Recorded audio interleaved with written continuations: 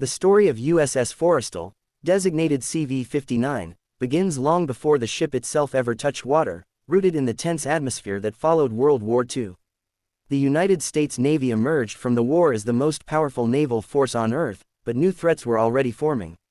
Jet aircraft, nuclear weapons, and the early years of the Cold War demanded a new kind of aircraft carrier, one that could launch heavier, faster planes and project American power anywhere in the world. USS Forrestal was conceived as the answer to that challenge, becoming the lead ship of an entirely new class of supercarriers.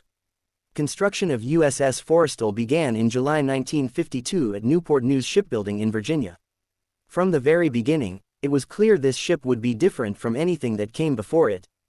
Forrestal was enormous for its time, stretching over 1,000 feet in length and displacing more than 60,000 tons when fully loaded. It was named after James V. Forrestal, the first United States Secretary of Defense, whose vision emphasized strong naval aviation as a cornerstone of national security. When the carrier was launched in December 1954 and commissioned into service in October 1955, it symbolized a new era for the U.S. Navy. One of Forrestal's most revolutionary features was its angled flight deck. Earlier carriers required aircraft to land and take off along the same straight deck, a dangerous process that left little room for error. The angled deck allowed landing aircraft to miss arresting wires and safely take off again without crashing into parked planes. Combined with steam-powered catapults and advanced arresting gear, USS Forrestal could operate the newest jet aircraft, something older carriers simply couldn't do effectively. This innovation would soon become standard across navies around the world. In its early years, USS Forrestal served primarily in the Atlantic and Mediterranean.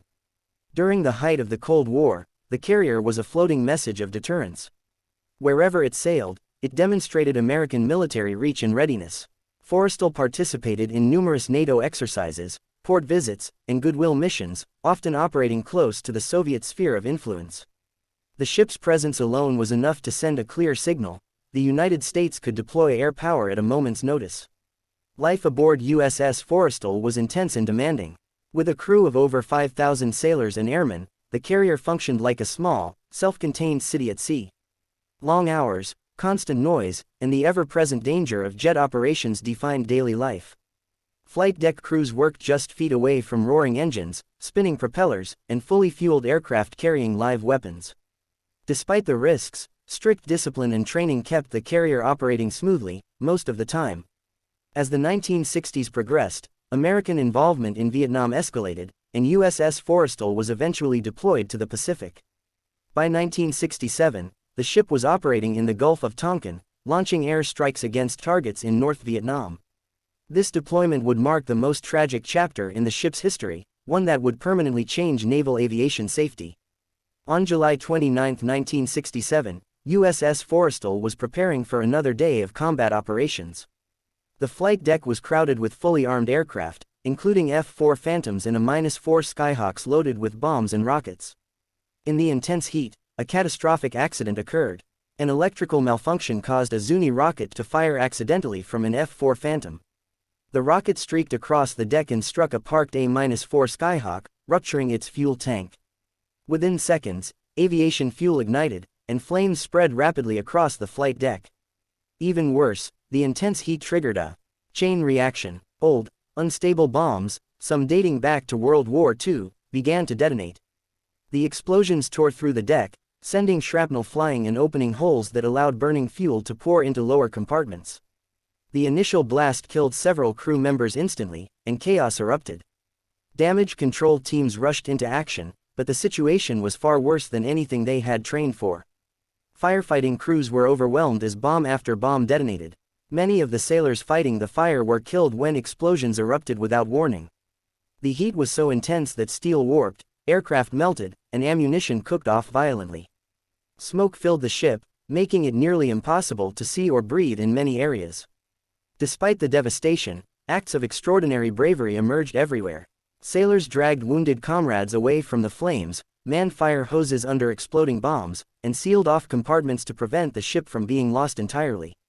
Some crew members continued fighting fires even after being badly burned, refusing medical attention until others were safe. Their actions prevented the blaze from reaching the ship's fuel and ammunition magazines, which could have destroyed the carrier completely. After hours of relentless firefighting, the flames were finally brought under control. The cost was staggering. 134 sailors were killed, and more than 160 were injured. 21 aircraft were destroyed, and USS Forrestal suffered massive structural damage. It was one of the deadliest accidents in U.S.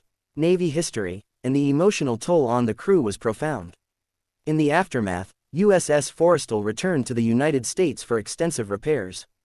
But the tragedy also forced the Navy to confront uncomfortable truths. Investigations revealed serious issues with ordnance safety, firefighting training, and damage control procedures. Many of the bombs that exploded were outdated and far more sensitive to heat than modern munitions.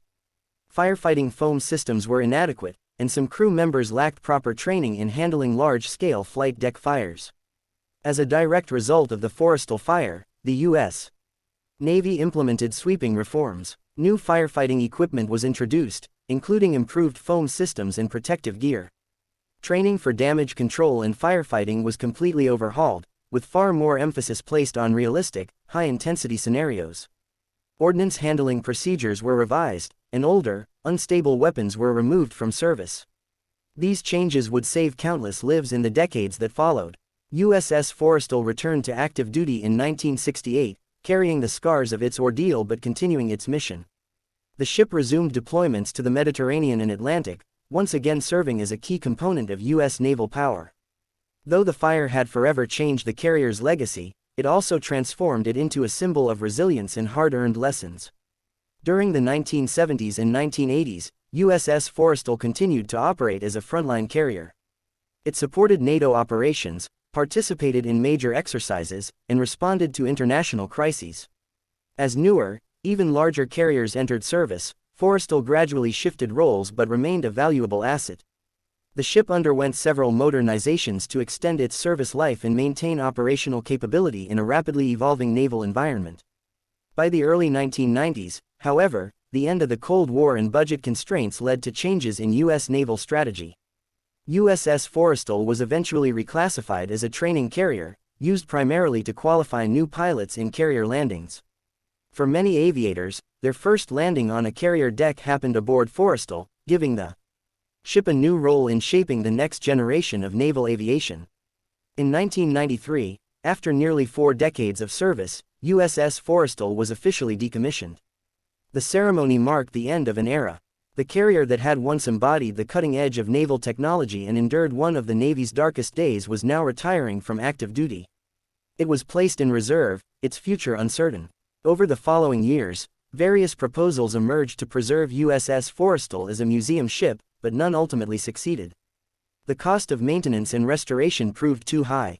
In 2014, the ship was sold for scrapping, and in 2015, USS Forrestal was dismantled in Texas. Though the physical ship was gone, its legacy remained deeply embedded in naval history. Today, USS Forrestal is remembered not just as the first of the supercarriers, but as a turning point in naval safety and training. The tragic fire of 1967 reshaped how the Navy prepares for emergencies, handles weapons, and protects its sailors. Every modern aircraft carrier operating today carries lessons written in blood and fire on the deck of USS Forrestal. The story of USS Forrestal is ultimately a story of innovation, sacrifice, and resilience.